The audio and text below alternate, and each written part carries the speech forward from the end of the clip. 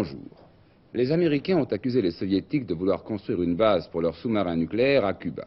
Et les Américains ont ajouté, pas plus que nous n'avons toléré l'installation de rampes de lancement pour fusées en 1962, nous ne pouvons tolérer, nous ne tolérerons l'installation d'une telle base pour sous-marins nucléaires. Une mise en garde américaine qui est de nature à provoquer une crise entre les deux pays, entre les Américains et les Soviétiques.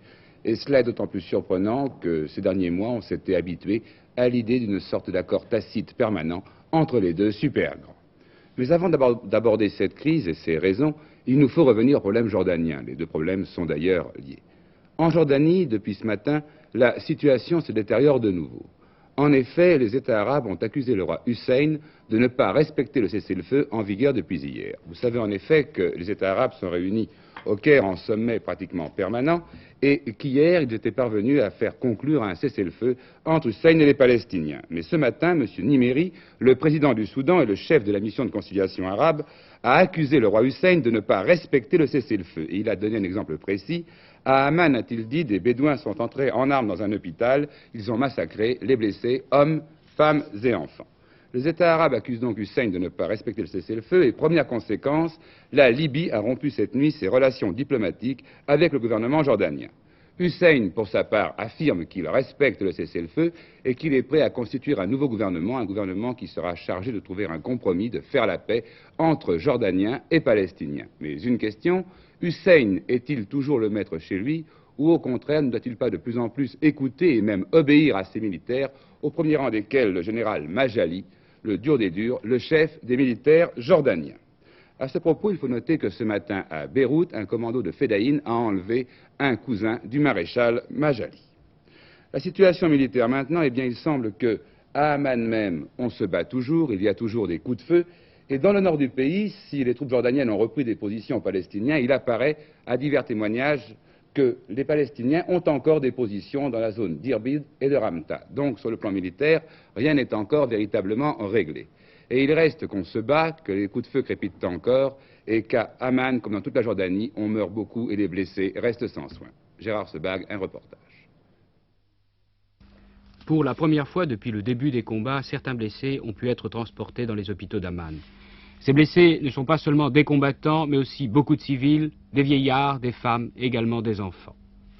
Ces enfants souffrent de blessures par balle. Celui-ci a 1 an et demi, il a 12 blessures multiples au ventre, 12 éclats. D'après le médecin qui se trouve à ses côtés, il n'a aucune chance de vivre. Pour cet autre enfant, il y a de l'espoir, il va mieux, mais il a reçu une balle dans la tête. La Croix-Rouge internationale fait son possible pour faire passer des secours, des médecins, des infirmiers, du plasma, également des vivres en Jordanie.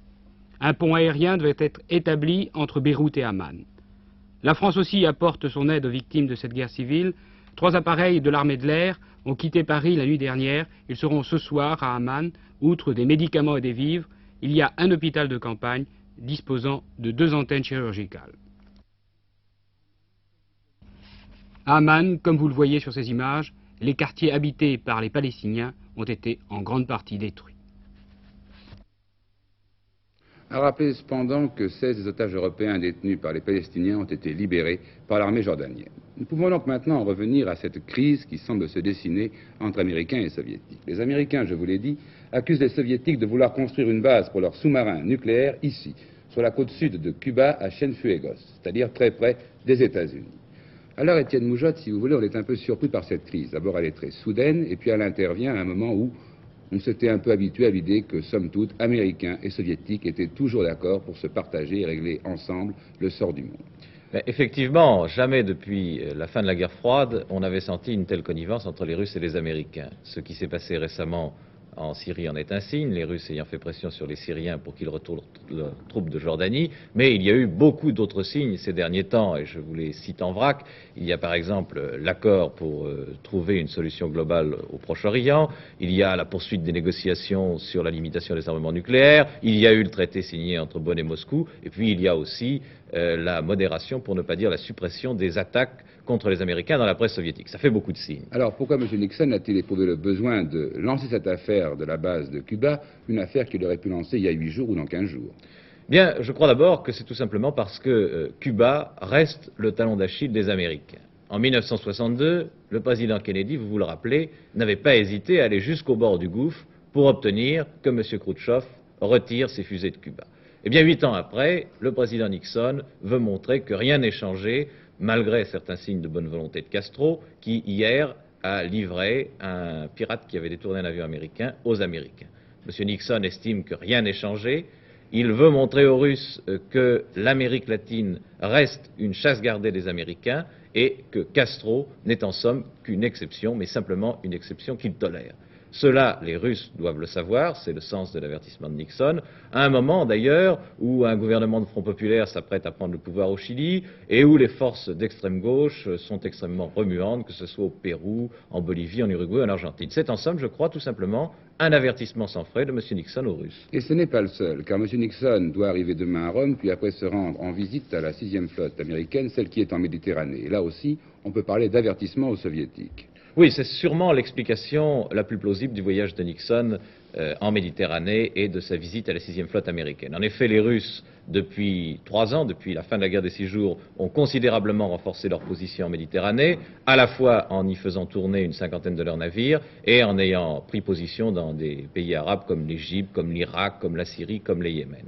Et en somme, M. Nixon, en allant visiter la 6e flotte, dit aux Russes, la Méditerranée ne doit pas devenir un lac soviétique, nous, Américains, nous restons partie prenante. La Pravda de ce matin proteste d'ailleurs contre les mouvements de la 6e flotte en Méditerranée, et avec cette affaire de Cuba, M. Nixon répond en somme indirectement en disant « Vous protestez contre la 6e flotte, mais vous, les Russes, vous ne vous gênez pas pour faire tourner vos sous-marins nucléaires dans la mer des Caraïbes. » Maintenant, il y a peut-être une explication plus de politique intérieure aussi à cette attitude de M. Nixon. Le 3 novembre, on va voter aux États-Unis. Oui, oui, les élections sont les élections et aucun chef d'État n'échappe à une certaine forme d'électoralisme. Il est vrai que pour le Parti républicain, c'est probablement une bonne affaire que d'avoir un chef, M. Nixon, qui s'est tapé sur la table au bon moment. Mais je crois qu'il ne faut pas tout de même attacher trop d'importance à ce contexte électoral. Avec cette affaire de Cuba, je crois que profondément, M. Nixon rappelle aux Russes qu'il est toujours prêt à négocier, mais certainement pas à n'importe quel prix. C'est le sens de l'avertissement. Étienne Moujotte, nous n'en sommes pas, tant s'en faut, et fort heureusement, à la situation de 1962, à la fameuse crise de Cuba, la grande, une crise que nous rappelle maintenant Jean-Pierre Quittard.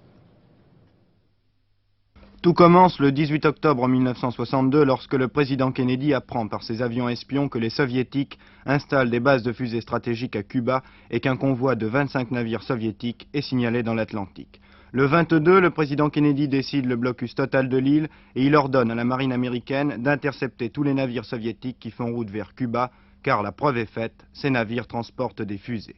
Pendant une semaine, le monde va vivre dans l'angoisse d'une troisième guerre mondiale. Finalement, le 28 octobre, M. Khrouchtchev fait machine arrière, il ordonne le démontage et le retour en URSS de ces fusées. La crise de Cuba est terminée. Bien, je vous l'ai dit, nous n'en sommes pas encore à cette situation de 1962, mais enfin, il y a une crise qui se dessine entre Américains et Soviétiques. En France, il nous faut revenir sur le verdict rendu hier soir par les assises du Rhône. Les 2 jeunes gens qui avaient été accusés d'avoir provoqué la mort d'un commissaire de police lors des émeutes de mai 1968 ont été acquittés. Quelques heures plus tard, ils se retrouvaient libres dans la rue où les attendaient leurs parents et leurs avocats.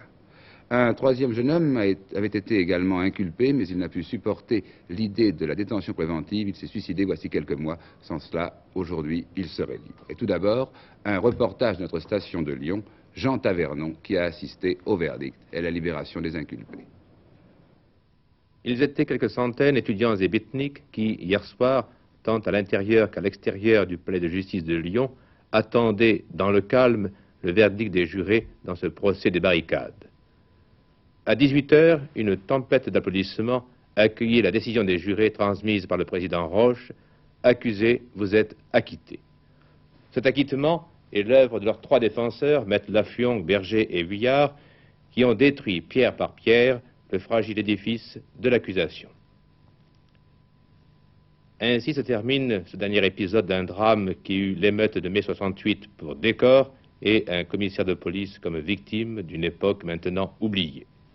Raton et Munch étaient aussitôt ramenés à la prison qui fut la leur pendant 2 ans et y signaient le papier qui leur rendait la liberté. Georges Walter, vous êtes un spécialiste de ces questions judiciaires. Acquitté, cela veut dire reconnu innocent. Et pourtant, ces deux jeunes gens ont fait 2 ans et demi de prison. Oui, vous avez tout à fait raison, c'est la question importante, je crois, et sur laquelle nous allons revenir. Mais si vous voulez, je n'ai pas assisté à ce procès, je n'ai pas flairé l'odeur de ce prétoire de la cour d'assises, mais je connais le dossier, et je peux vous dire que la décision du jury, qui n'a pas suivi l'avocat général, lequel avait demandé 10, 12 ans et 7 ans, cette décision me paraît avoir des raisons tout à fait simples. Elle s'explique très bien. D'abord parce que l'avocat général a voulu placer ce procès sur le plan sur le fait qu'il fallait arrêter, n'est-ce pas, certaines choses qui sont produites au mois de mai. Bon. Mais est-ce qu'on a eu affaire à 2 meneurs politiques conscients qui ont revendiqué leurs actes? Pas du tout. On a eu affaire à 2 débiles mentaux, à 2 arriérés. On a eu affaire à des témoignages les plus contradictoires, les plus fantastiquement obscurs. On ne sait pas, tantôt on a vu descendre un homme de ce camion, tantôt on en a vu sauter 2, tantôt 5, tantôt on n'en a pas vu du tout, on les a entendus, ou on les a vus, ou c'était l'inverse. Et lorsqu'après avoir interrogé 1700 personnes, un commissaire trouve enfin le témoin numéro 1, celui qui va faire la lumière, qui a vu, entendu, reconnu le forain Blanchard, bien celui-là était absent du procès, puis on le cherche, on ne le trouve pas. Ensuite, il y a un d'éminent médecin légiste qui explique que le commissaire Lacroix a eu le thorax écrasé, et un non moins éminent chirurgien de Lyon qui vient dire pas du tout, il n'a pas eu le thorax écrasé, il est mort d'un accident cardiaque. Tout a été comme ça, c'était la confusion totale. Alors comment voulez-vous, dans ces conditions, on juge en toute conscience et en toute sérénité? Alors, sur la question que vous avez posée d'abord, sur la prison préventive, sur la valeur des témoignages, sur les aveux, eh bien, j'ai demandé à un avocat de venir ce soir ici, à Maître Floriot, et nous allons une fois de plus parler de ces choses qui sont bien connues, mais dont il faut constamment parler, finalement. Georges Walter, il y a quand même une autre question. L'un des inculpés avait avoué, en fait. Et vous avez dit que c'est un débile mental. Alors on peut se demander si parfois il n'y a pas dans l'appareil policier une force imposante telle que parfois ceux qui ont à passer devant lui ne sont pas en mesure d'y résister, d'y faire face. Vous savez, non seulement il y a ça, certainement, il faut en discuter, mais la prévention elle-même, finalement, fait partie de cet appareil. La prévention elle-même est dans une certaine mesure une certaine torture, une certaine forme de pression qui, si elle n'est pas justifiée, est absolument inadmissible. Et c'est de ça, encore une fois, si vous voulez, que nous allons parler ce soir avec Maître Floriot. En tout cas, rendez-vous ce soir avec Maître Floriot pour reparler de ce problème. Et puis une information, une histoire à laquelle vous n'avez peut-être pas prêté attention. Un jeune homme d'Argenté-du-Plessis, en Ille-et-Vilaine, avait 18 ans. Et comme il avait 18 ans, il portait les cheveux longs, parce qu'il aimait ça et qu'il estimait sans doute que c'était son droit. Seulement, il a dû supporter les moqueries de ses camarades d'atelier, de son patron, même de ses parents. Il a fini par céder, il est allé chez le coiffeur, et puis en venant de chez le coiffeur, il s'est suicidé. Et il paraît que nous sommes au XXe siècle, un siècle civilisé et tolérant. Les guêpes ont tué cette année en France 10 personnes au moins. En fait, les guêpes et les abeilles sont plus meurtrières en une année que les serpents. Une menace à laquelle vous ne pensiez sans doute pas et sur laquelle Michel Toulouse a enquêté. Voici grossi plusieurs fois une piqûre d'abeille. L'abeille coincée entre les doigts sort son dard, bientôt le dard va s'enfoncer dans le doigt. Cette année, ce petit aiguillon a fait plus de 10 morts.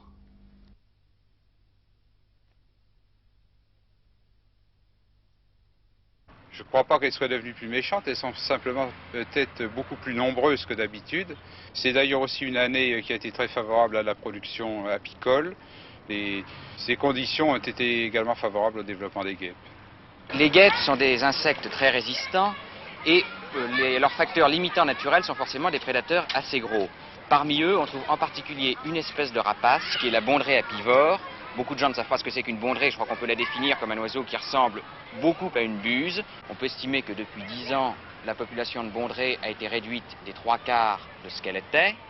Et lorsque les conditions climatiques favorisent la pullulation d'insectes comme les guêpes, eh bien leurs prédateurs naturels, qui ont beaucoup trop diminué, ne peuvent plus contrôler ces populations. Ce n'est pas la première année quand même où l'on signale des cas mortels. Non, moi j'ai par exemple retrouvé dernièrement une vieille statistique qui date de 1880 et on signalait déjà plusieurs dizaines de cas recensés, connus, de piqûres mortelles, soit d'abeilles, soit de guêpes. Le nombre des gens qui sont tués chaque année par soit des guêpes, soit des abeilles, c'est certainement supérieur au nombre de celles qui sont victimes des serpents. Est-ce que la guêpe est plus dangereuse que l'abeille ? Je ne crois pas que la guêpe soit plus dangereuse que l'abeille. Dans la piqûre de guêpe, il s'agit d'une piqûre qui n'est pas suivie de la perte de l'aiguillon par l'insecte. La guêpe peut retirer son dard de la plaie qu'elle a faite et elle est capable de repiquer quelques minutes après ou quelques heures après. Alors que lorsque l'abeille pique un homme, le dard qui est barbelé reste dans la peau. L'abeille ne peut pas l'enlever et généralement elle meurt de la suite de cette piqûre. Qu'il s'agisse d'abeilles ou qu'il s'agisse de guêpes, nous avons affaire à des animaux qui se défendent. C'est souvent la trop grande proximité de l'individu qui fait qu'il est piqué. Ou alors son mouvement, ou des mouvements désordonnés, ou une odeur, ou tout élément qui peut déclencher l'agressivité, soit de la guêpe, soit de l'abeille. La précaution qu'il faut prendre chez un sujet qui est piqué plusieurs fois et qui, soit après la deuxième piqûre, soit après la troisième ou la énième piqûre, présente des réactions générales inhabituelles, graves, c'est d'alerter le médecin de famille, lui signaler les faits. Lorsqu'on aura établi que le sujet présente cet état d'hypersensibilité, cette sensibilisation, cette allergie, tous ces termes sont synonymes, on le désensibilisera et lorsque la désensibilisation sera bien conduite, aura été bien conduite, le sujet pourra être piqué à nouveau sans qu'aucune de ces manifestations graves, parfois, se reproduise. Je voudrais maintenant vous présenter un témoignage qui est aussi une leçon de courage. C'est le témoignage d'un jeune homme mutilé pour la vie parce qu'il a un jour sauvé la vie à une jeune fille qui allait tomber sous un train. Un reportage de Serge Rémy. Il fait froid en ce petit matin de février. À la gare de Drancy-le-Bourget, une jeune fille se hâte vers son travail, traverse imprudemment les voies. Un train arrive. Elle est presque sous les roues. Daniel se précipite, sauve la jeune fille. Happé par un train, il est terriblement mutilé, mais pour sauver cette jeune fille, il n'a pas eu une seule hésitation. On n'a pas le temps de réfléchir, c'est un réflexe qu'on ne peut même pas commander. Un autre que moi aurait pu le faire. Par contre, je tiens à remercier beaucoup mon camarade Gilles Pateau, qui lui-même étant blessé au cours de l'accident, n'a pas hésité un instant pour aller chercher du secours. Je lui dois énormément. Cette jeune fille, est-ce que vous l'avez revue? Je la vois, oui. Je la vois. Enfin, depuis quelque temps, elle vient régulièrement. Elle me téléphone pratiquement tous les jours. Et d'ailleurs, je suis très heureux qu'elle soit en vie. Enfin, on est tous les trois ici. Je crois que, en vie, je crois que c'est l'essentiel.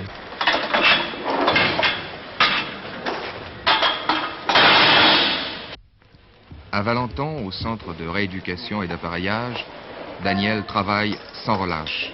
Il réapprend à vivre. Il a le moral.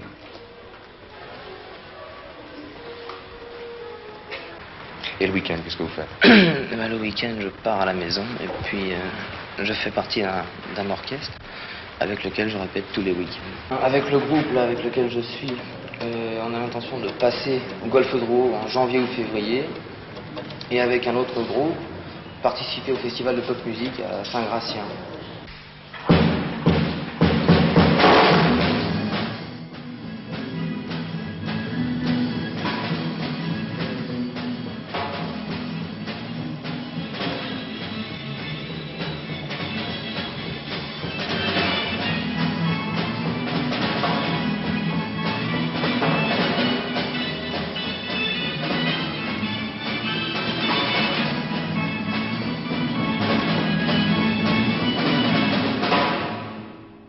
Une grande leçon, je crois. Daniel sera décoré demain. Jean-Michel Lelio en sport aussi, je crois, un acte de courage.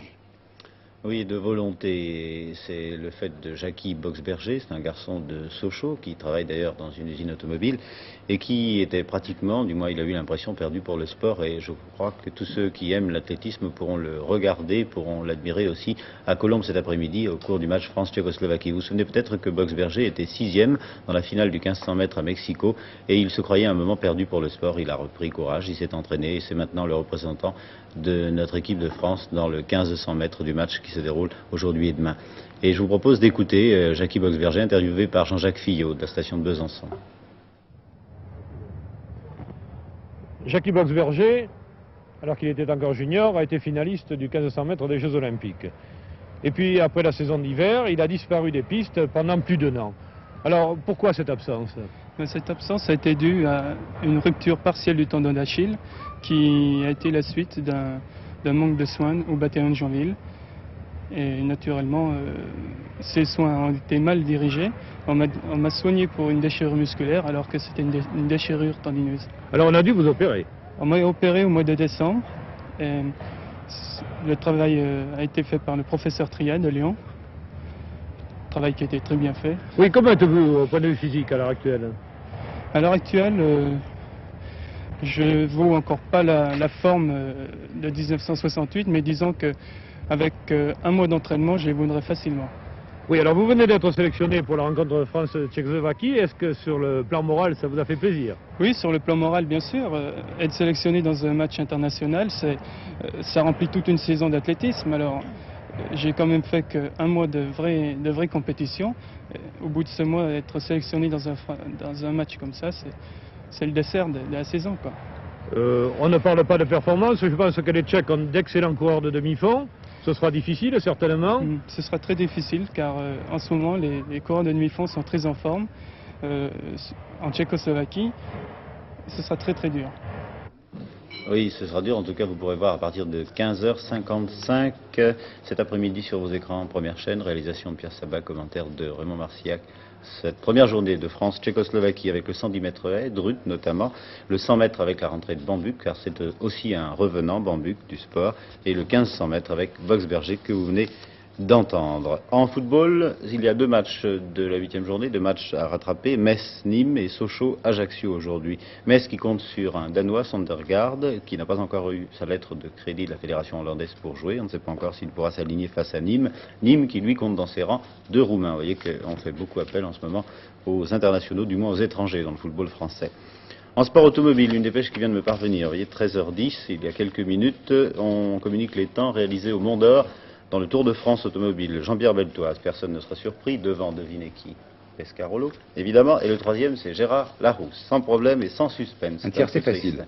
Oui, pas deviné au départ, remarquez, parce qu'on ne savait pas que les matras allaient tenir, comme l'on dit. Il y aura aujourd'hui une journée chargée d'ailleurs pour tous les pilotes du Tour de France Auto, car ce matin le Mont d'Or, en ce moment charade avec le circuit d'Auvergne, l'un des plus beaux du monde. Cet après-midi Champs-Rousse et le Mont Revard, et demain soir ce sera l'arrivée à Nice. En cyclisme, eh bien, on affûte les bicyclettes la veille de Paris-Tour, et Rick Van Looy ne sera pas au départ. Il devait, paraît-il, faire ses adieux au cyclisme. Eh bien non, il a décidé qu'il était insuffisamment préparé à 37 ans. Il y aura quand même 150 coureurs et de très nombreux Belges. En voile, aujourd'hui, c'est la quatrième régate plutôt exactement, de cette manche, vous savez, entre Gretel et Intrépide. Pour l'instant, 3-1 pour le Defender, c'est-à-dire pour l'Intrépide. Et l'appel des Australiens en ce qui concerne la régate litigieuse, la deuxième du nom, a été rejeté par le New York Yacht Club. Personne n'en sera d'ailleurs étonné. Enfin, en basket, il y a le début du championnat de France aujourd'hui avec de nombreux Américains qui jouent dans les équipes françaises. Rappelons le classement de l'an dernier. Antibes avait été champion de France devant Le Mans, Denain et Vichy. Jean-Michel Lelio, je vous remercie. Vous savez sans doute que Georges Walter, notre ami, est aussi un écrivain et un essayiste, et avec le père Maurice Weikloff, il vient de publier aux éditions spéciales un livre qui est un dossier sur les prêtres mariés. Georges Walter en a parlé avec Jacques Legris. Georges Walter, votre livre « Les prêtres mariés » a eu beaucoup de succès en France. Or, il semble qu'il connaisse un succès au moins aussi grand en Italie et au Brésil. Comment expliquez-vous cela ? Je ne sais pas, il semble que ce problème soit particulièrement sensible aux Italiens parce qu'il y a beaucoup de prêtres en Italie, et puis aussi que Rome est la capitale de l'Italie. Et puis il y a encore autre chose, c'est que beaucoup de catholiques laïcs constatent que finalement, il est plus facile aujourd'hui pour un prêtre d'obtenir une dispense pour se marier que pour un laïc d'obtenir l'autorisation de se remarier s'il a été divorcé. En Italie, c'est encore plus grave, puisque on n'a même pas le droit pour un catholique de divorcer, et que vous savez à quel point cette question, même politiquement, met sans dessus dessous actuellement ce pays. Et c'est peut-être à cause de cet aspect scandaleux de la question que l'éditeur italien, par exemple, a éprouvé le besoin de faire cette couverture de si mauvais goût, dont je ne suis pas responsable, évidemment. Nous avons pris note. Mais en ce qui concerne le Brésil, le problème est différent, l'Amérique latine en général, c'est que là, il y a une crise dramatique de recrutement. Il y a un manque de prêtres qui est absolument dramatique et les évêques ont fait de nombreux appels et ils ont dû dire que peut-être que le célibat était un handicap supplémentaire à ce recrutement et que c'est pour cette raison qu'il y avait peut-être lieu de le réviser. C'est ce qu'ils ont demandé au cours du dernier concile. Cela dit, il y a des situations de fait en Amérique latine que tout le monde connaît depuis des années, depuis très longtemps. On sait qu'il y a d'innombrables prêtres mariés, particulièrement sur les hauts plateaux du Pérou, par exemple, qui vivent maritalement avec femmes et enfants au sud de tout le monde. Et on ne dit rien, on ferme les yeux, parce que ce sont de bons prêtres, que si cela était supprimé, il y en aurait encore moins. Et c'est pour ça qu'on dit d'ailleurs qu'au-dessus de 2000 mètres, la loi canon ne s'applique plus. C'est peut-être parce qu'on est plus près du ciel. Peut-être. Mais cela dit, qu'est-ce qui vous a poussé, vous, dont on vous connaît comme chroniqueur judiciaire surtout, vous êtes un romancier bien sûr, mais qu'est-ce qui vous a poussé, vous, à vous intéresser à ce problème? Eh bien écoutez, je crois que ce problème, qui soit dit en passant, et je crois que nous avons cherché à le montrer dans cette enquête, ce problème n'est qu'un des aspects de la crise de la prêtrise, ce n'est qu'une des composantes du sacerdoce que le célibat. Il y en a bien d'autres, bien entendu, le travail, le costume même, il est très important que la soutane ait été supprimée, ça c'est un détail capital. Mais ce qui m'a intéressé, eh bien, j'ai considéré ça comme une enquête, c'est un procès, c'est un des plus gigantesques procès de l'histoire. Et il fallait verser à ce dossier toute l'histoire du célibat qui est extraordinaire et qu'on ne connaît pas.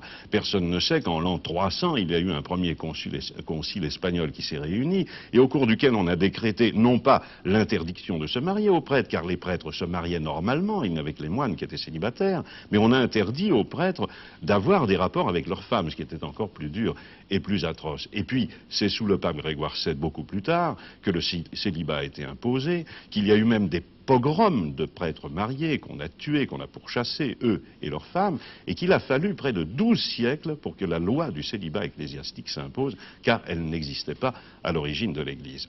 Eh bien, je crois qu'il fallait mettre ce dossier historique, je crois qu'il fallait, comme nous avons fait, interroger des psychiatres, des médecins, beaucoup de prêtres catholiques, car l'Église est extrêmement ouverte à cette question. Un cardinal disait, il y a quelques années, pas au Vatican, disait que pour que les jeunes séminaristes soient chastes, il suffisait de les nourrir de spaghettis, de féculents et de leur enseigner la peur du péché. Eh bien, les choses ont beaucoup évolué à cet égard, de même que l'abbé Maurice Weitloff, avec qui j'ai signé ce livre, pas qui donne son témoignage, raconte une histoire atroce, car lui, il a dû garder le secret, jurer le secret auprès de son père, de sa mère, des frères et sœurs. De ne dire à personne qu'il se mariait. De ne dire à personne qu'il se mariait, alors qu'on l'autorisait à se marier. Bien qu'il fût réduit à l'état laïque. Oui, mais depuis, les choses ont considérablement évolué et sont tout à fait différentes. Vous avez rencontré beaucoup de prêtres. Bien entendu, j'ai rencontré beaucoup de prêtres et je dois dire que pour les uns, le mariage a été quelque chose de très équilibré, de très normal et de très sain, que pour d'autres, ça n'a pas été un mariage équilibré, car tous les mariages ne sont pas réussis, et que finalement, le mariage n'est pas une panacée, n'est pas un médicament, qu'on soit prêtre ou laïque. Je crois que c'est ça. Alors votre position en général? Ma position sur ce problème a été celle d'un journaliste qui a fait une enquête. L'essentiel, et ça c'est autre chose, ce n'est plus de mon ressort, je crois que l'essentiel est finalement quand même une question de foi dans cette affaire.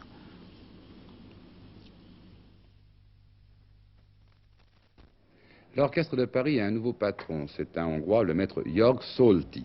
58 ans, il est très célèbre pour son grand éclectisme dans le choix des œuvres qu'il interprète. Son contrat débute le 1er janvier 72, mais dès le mois de janvier 71, les mélomanes de Paris pourront l'applaudir à la tête de l'Orchestre de Paris. Avant de conclure ce journal, je voudrais vous rappeler l'essentiel des informations. Sur la Jordanie, les chefs des pays arabes ont accusé le roi Hussein de ne pas respecter le cessez-le-feu. C'est faux, répond le roi Hussein, je le respecte. Une question, le roi Hussein est-il toujours maître chez lui ou bien doit-il maintenant obéir à ses militaires? Et en politique internationale, la crise qui semble s'amorcer entre soviétiques et américains, puisque les Américains accusent les soviétiques de vouloir installer une base pour leurs sous-marins nucléaires à Cuba, et cela, disent les Américains, nous ne l'accepterons pas. Le président Nixon arrive demain à Rome, il va aller visiter également la 6e flotte américaine qui se trouve en Méditerranée. Là aussi, c'est peut-être un avertissement pour les soviétiques. Les Américains entendent rappeler qu'ils ont eux aussi leur mot à dire dans cette partie du monde. Voilà, notre journal est terminé, je vous remercie de votre attention, bon après-midi.